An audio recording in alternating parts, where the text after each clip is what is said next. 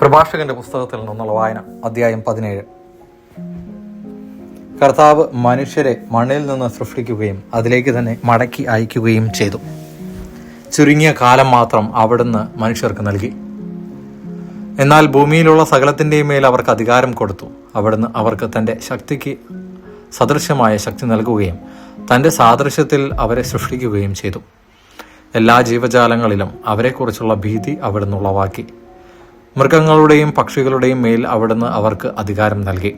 അവിടുന്ന് അവർക്ക് നാവും കണ്ണുകളും ചെവികളും ചിന്തിക്കാൻ മനസ്സും നൽകി. അവിടുന്ന് അറിവും വിവേകവും കൊണ്ട് അവരെ നിറയ്ക്കുകയും നന്മയും തിന്മയും അവർക്ക് കാണിച്ചു കൊടുക്കുകയും ചെയ്തു. തൻ്റെ പ്രവൃത്തികളുടെ മഹത്വം അവർ കാണുന്നതിന് അവിടുന്ന് തൻ്റെ പ്രകാശം അവരുടെ ഹൃദയങ്ങളിൽ നിറച്ചു.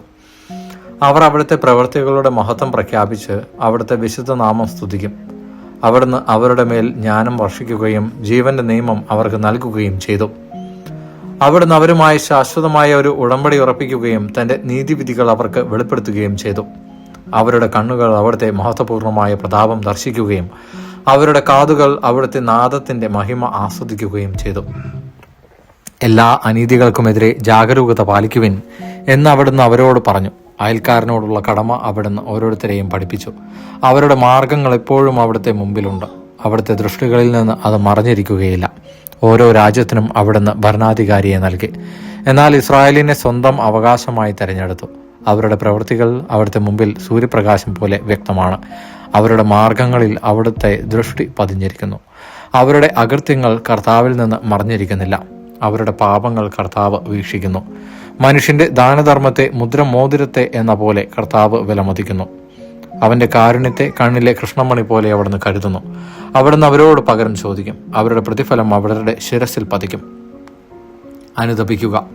പശ്ചാത്തപിക്കുന്നവർക്ക് തിരിച്ചു വരുവാൻ അവിടുന്ന് അവസരം നൽകും. ചഞ്ചല ഹൃദയർക്ക് പിടിച്ചു നിൽക്കുവാൻ അവിടുന്ന് പ്രോത്സാഹനം നൽകും. കർത്താവിങ്കിലേക്ക് തിരിഞ്ഞ് പാപം പരിത്യജിക്കുവിൻ. അവിടുത്തെ സന്നിധിയിൽ പ്രാർത്ഥിക്കുകയും അകൃത്യങ്ങൾ പരിത്യജിക്കുകയും ചെയ്യുവിൻ.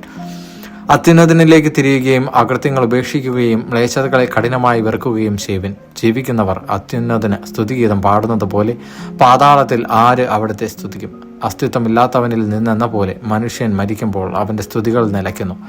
ആരോഗ്യത്തോടെ ജീവിച്ചിരിക്കുന്നവരാണ് കർത്താവിനെ സ്തുതിക്കുന്നത്. കർത്താവ് തന്റെ അടുക്കിലേക്ക് തിരിയുന്നവരോട് പ്രദർശിപ്പിക്കുന്ന കാരുണ്യവും ക്ഷമയും എത്ര വലുതാണ്! മനുഷ്യൻ അമർത്യനല്ലാത്തതുകൊണ്ട് എല്ലാം അവന് പ്രാപ്യമല്ല. സൂര്യനേക്കാൾ ശോഭയുള്ളത് എന്തുണ്ട്? എന്നിട്ടും അതിന്റെ പ്രകാശം അസ്തമിക്കുന്നു. അതുപോലെ മാംസവും രക്തവുമായ മനുഷ്യർ തിന്മ നിരൂപിക്കുന്നു. കർത്താവ് സ്വർഗത്തിലെ സൈന്യങ്ങളെ അണിനിരത്തുന്നു. എന്നാൽ മനുഷ്യൻ പൊടിയും ചാരവുമാണ്. ദൈവവചനമാണ് നാം കേട്ടത്.